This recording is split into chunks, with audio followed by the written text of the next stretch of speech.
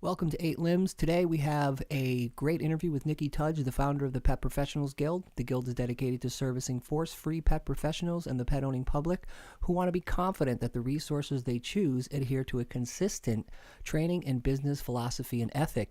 Niki's professional credentials include an AABP professional dog trainer, AABP professional dog behavior consultant, a diploma in animal behavior technology and diploma in canine behavior and science technology, and she's also a graduate of Oxford University. In 2015, Niki published her first book, People Training Skills for Pet Professionals, The Essential Guide to Engaging, Educating, and Empowering Your Human Clients. We're glad to have Niki Tudge of the Pet Professionals Guild today on Eight Limbs.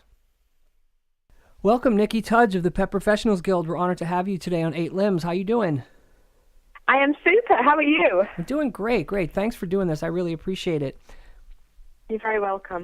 Now, the topic that we'll be speaking on today is the legislation for licensing of pet dog trainers. Full disclosure, we've had conversations about this. I've written a few blogs for PPG. But what are your thoughts on the legislation for the licensing of pet dog trainers? Oh, what a fully loaded question that is. Okay.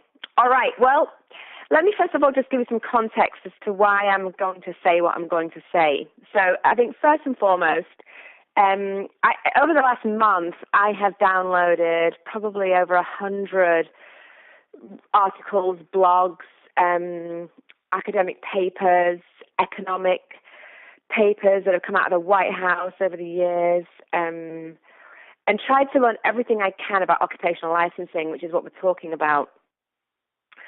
And in general, occupational licensing is designed to do three things. There's three sort of stated purposes. Number one, it generates revenue for government. Number two, its aim is to protect public safety and raise the standards of a regulated industry.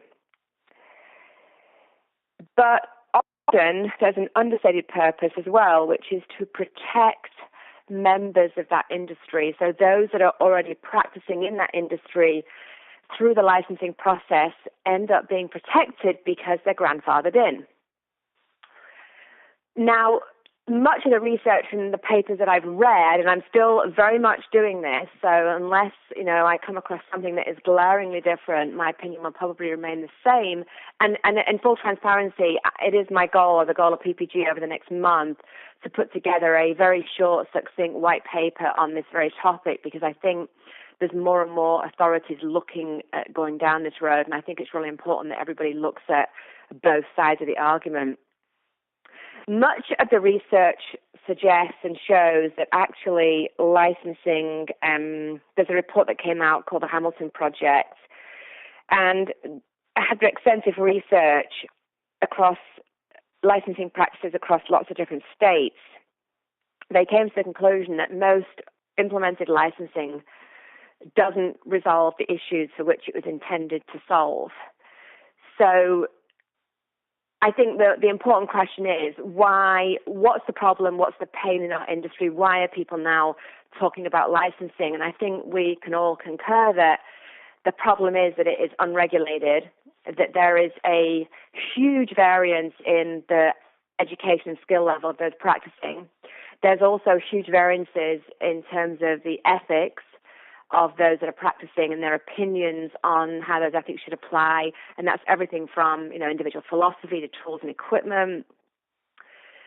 So a lot of people are looking at licensing as a form of regulating that. Well, in fact, if licensing, as research shows, protects current members, then by default, that will not impact the industry in terms of quality, control, and oversight.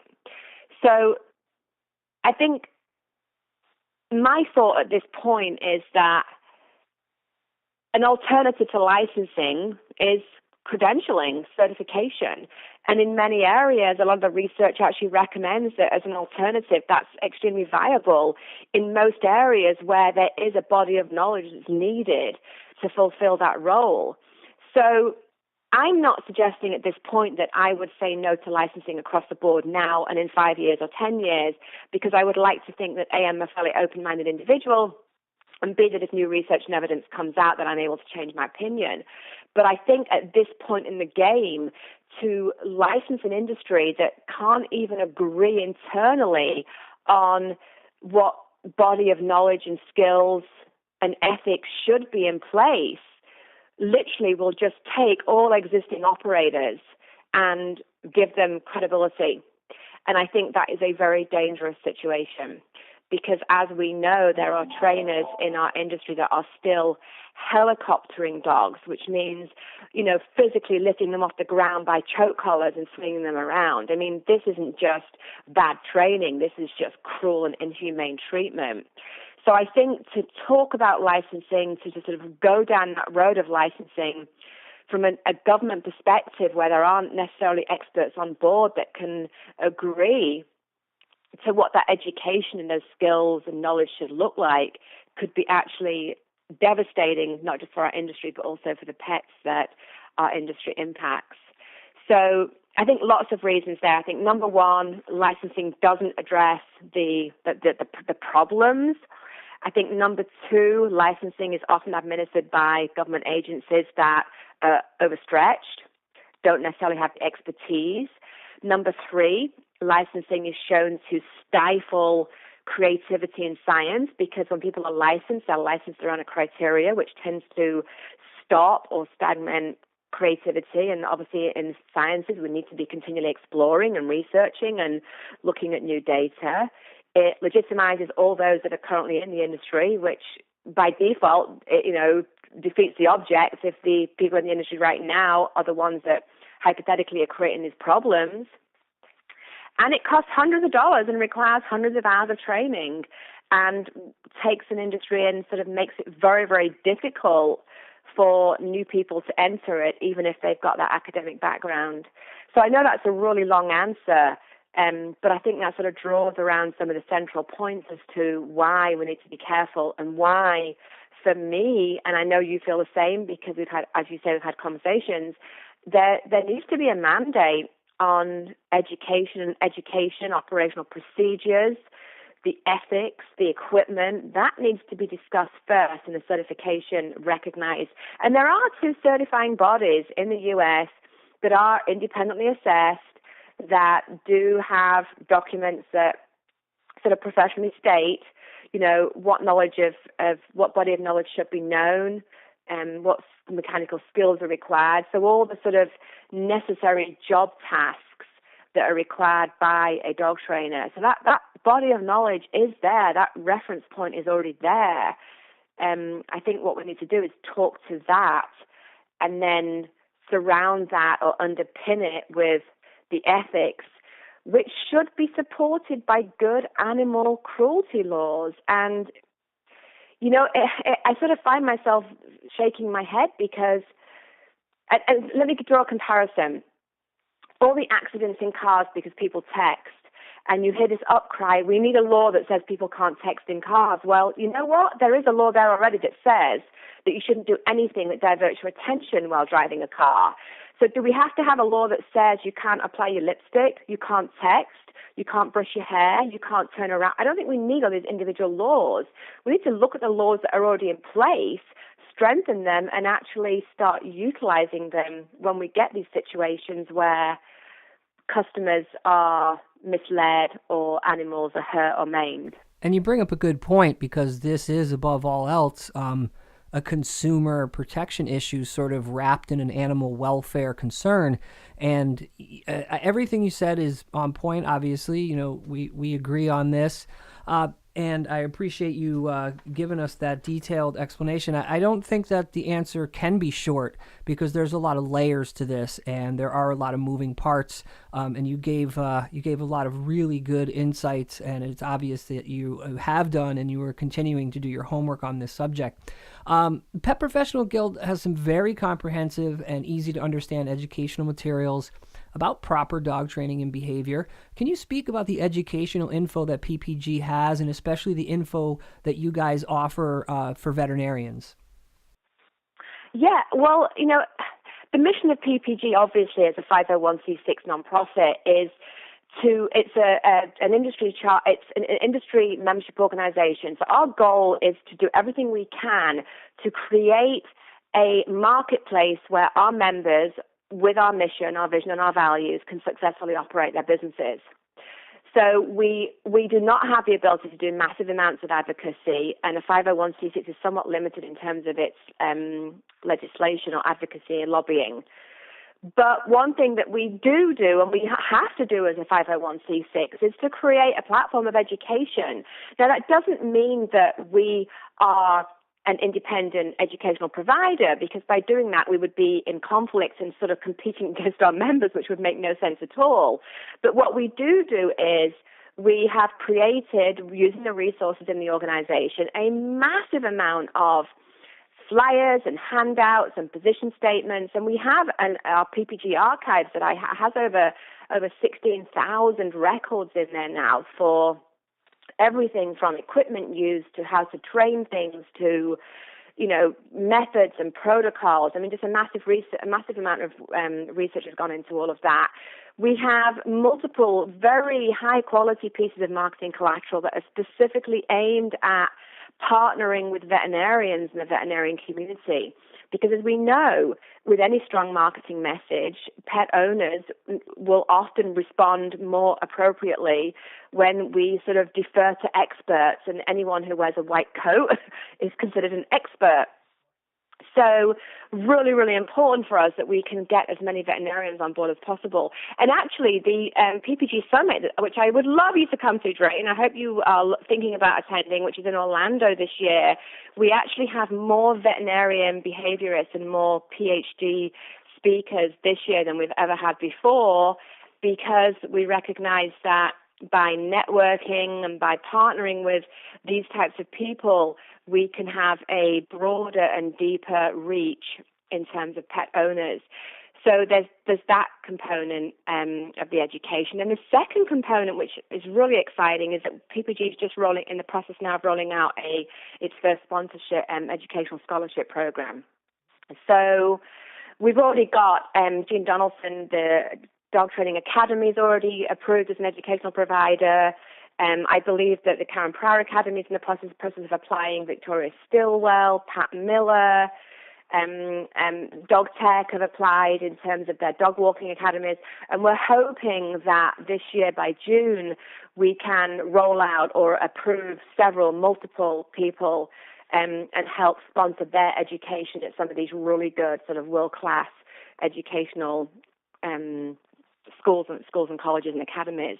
Because again, it's about putting our money where our mouth is. If we really believe that we need to impact the industry in terms of the level of education, the knowledge and the skills, and the transparency, then I think we've got to lead the way by saying, look, and as many of our members know, one of our founding members, Leah Roberts, passed away a year after we opened in 2013.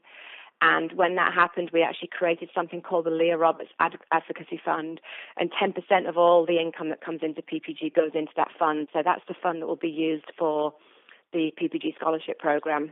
So I think out of everything we've done, that excites me more, because I think I'm really excited about being able to give people an opportunity to go to school and sort of get a really good formal education. Agreed. And I have to say that you reminded me of Leah Roberts, and I think we all need to remember her a lot more. I never met Leah, but she was a very good friend of mine on Facebook, and she was she was and continues to be in her spirit a great force for good in the world of dogs. So that's awesome that you guys are doing that.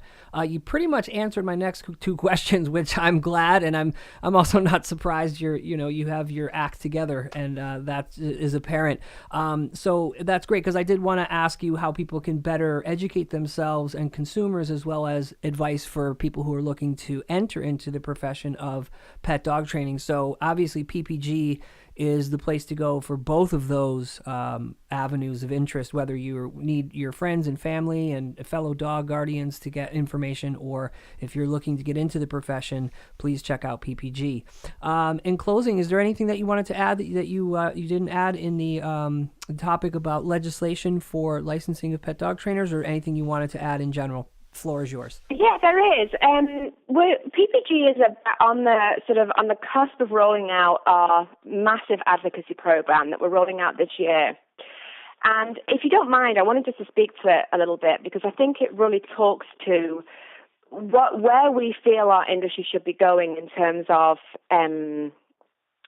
strategic approach and the purpose and function of PPG and some of our key goals, in particularly aligned with this coalition. So we're rolling out a shock-free coalition, which is about promoting the use of humane, effective scientific protocols that are transparently marketed by ethical pet professionals to positively impact the life of pets. And the reason that I sort of emphasize the transparently is because there's a three-pronged approach to this. And I could take 10 minutes and talk about it, but I know we don't have that much time. But this coalition is basically a call to action. It's to say, look, if you agree with the purpose of this coalition, come on board, sign up, be an active member, go out and help us generate more and more people to sign up because we want to sort of start a movement. It has a very heavy definition of pets and the definition of shock, but it also talks to the purpose and function. And if you can sort of bear with me a minute, I just wanted to read this out because I think this is really important. It's been developed purposely to bring together parties that have mutual business interests and a personal investment in the welfare of pets. The coalition embraces stakeholders of similar values and interests, enabling all parties to combine their resources and become more successful in achieving the stated goals. And here's a really important part, that this coalition is going to work diligently together to achieve the following. Number one, to engage and educate pet owners and shelter rescue workers to help them make informed decisions about the management, care, and training of their pets. So goal number one is to get that information out there so that pet owners, because I truly believe that this is an industry that's progress and increase in quality and effectiveness has to be driven by the consumer. The consumer's got to know more and then start asking the hard questions and making informed decisions about the people that they hire. The second goal is to build a worldwide coalition that provides pet owners access to these competent professionals. So whether that's through the Pet Professional Guild or many of our other sort of alliances across Europe and the rest of the world, once we have that educated pet owner, to then be able to provide them with the professionals that they are searching for and need. And then number three, which for me, I don't think any of these three are more important than the others, but for me this one resonates a lot because it's about creating a widespread pet industry transparency and compliance regarding how professionals implement their services and communicate their philosophy. So it's sort of trying to force the industry, for want of a better word, to say, look, we don't agree with the tools you're using, and we don't believe that science does either. The Association of Veterinary Behaviorists and multiple other highly credentialed individuals, categorically say that, using pain, force, and fear to train animals is counterproductive to developing healthy and prosperous relationships with these animals that live in our homes. But if you do choose to do that, while it's still legal, legality and ethics being completely different often, at least be transparent about telling your customer how you're going to train their pet and then the unintended consequences of doing just that. Because one thing I feel very passionate about is that, if I was having some type of mental issue or illness and a doctor said to me, we could try shock therapy, as a cognitive functioning individual, I can go through some inquiry, ask some questions, understand what's going on, and then make what we call informed consent about saying yay or nay. Our pets do not have that privilege. They cannot sit down with a shock collar trainer and listen to the fact that if it doesn't work, they're going to increase the intensity and the training is going to be done through the animal being motivated through pain or fear as opposed to being motivated through reward and pleasure. So, if our animals cannot offer informed consent, then we need to make sure that owners can do that for them, which means going back to point number one, making sure they're educated and understand what they're asking for, but going to number three, making sure that there is a mandate that anyone operating on our industry has to be absolutely honest about the way, the method, the means, the tools and equipment they're going to use to train that pet so that the client is educated and can absolutely, with no sense of any doubt, say, no, I'm sorry, that's not something I'm okay with, or while it's legal, yes, I am. That's a great point. And that legality, I would challenge. I've done a fair amount of research into the animal cruelty laws in all 50 states. and a lot of the language is relatively the same. And one of the common themes in cruelty laws is you cannot overwork or overburden an animal. And I think that repeatedly shocking, repeatedly choking, pushing down, pinning, etc., all these things could easily be under the heading of overworked and overburdened. Now, I realize that language is probably, been applied to farm animals and working animals, but at the end of the day, pet dogs are animals that do work alongside us, for lack of a better term. Even if you're just going to walk to the park, there's still work involved. Dogs are work. And yeah. I think that and again, we would need the right attorneys who understand what's happening to make these volleys to states and say, look, you already have this language. What we need is an addendum that protects consumers. And along with your program and having people be transparent, I think we're going to gain a lot of ground once this ball gets rolling. And I really appreciate you for having the backbone and just the tenacity to stand up and do this, because there are a lot of people who do fly the positive training flag and do what they can to get that message out. But again, Pet Professionals Guild is, obviously taking, steps that other organizations aren't or can't for whatever reason. So I applaud you for that. I thank you very much for being on 8 Limbs. You can come back anytime that you want to talk freely, that we don't edit or censor anybody here. This is, free speech zone. And I will definitely be back in touch, because there'll be other topics. And this whole topic of having a force-free and a fear-free pet dog training community and industry and a culture is something that I'm going to be talking about on a regular basis. So thank you again for your time, and I really appreciate all your efforts out there. You're welcome. And just as a closing question, 2017 is the year for me where I think we need to be posing difficult questions to everybody in terms of how we handle and train and pet care and manage our pets.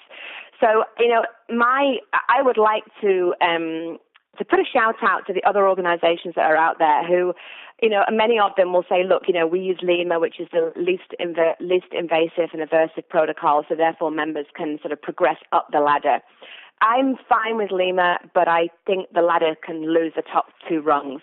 I don't think we should be resorting. I think if at that point you're not getting the results, you should be working with a veterinary behaviorist, and probably there is some type of either mental malfunction, or it needs pharmacological intervention. So in terms of our Shock-Free Coalition, which for me is sort of the start of our huge advocacy movement, I would like to sort of question all these organizations. Why can't we find a middle ground where we can all come together and say, yes, let's all agree that shock collars are just not required. Let's not sit on the fence any longer. Let's take positions on this. Because if we can come together over that one common area, then it puts us in a much stronger point, or gives us a much stronger position to be able to start talking about what kind of language as an industry do we want if we're going to be looking at legislation. And because if we can't agree internally on anything, if we can't find that common ground, if we can't get to yes on some of the key issues, how are we ever going to be able to develop an industry-wide recognition of what knowledge and skills and equipment and tools should be used, which will certainly help each and every one of us, the industry, the owners, the pet owners, and most definitely the animals. So, anyone out there who wants to have conversations about that, then let's talk, because I think we need to start somewhere. So let's start with the shock. Let's start with the question of shock. Why can't we all take it off the table? I agree 100%. Thank you again, Niki. You're listening to 8 Limbs with Niki Tudge and Drayton Michaels. Thank you so much for tuning in, and we'll see you next time. Take care.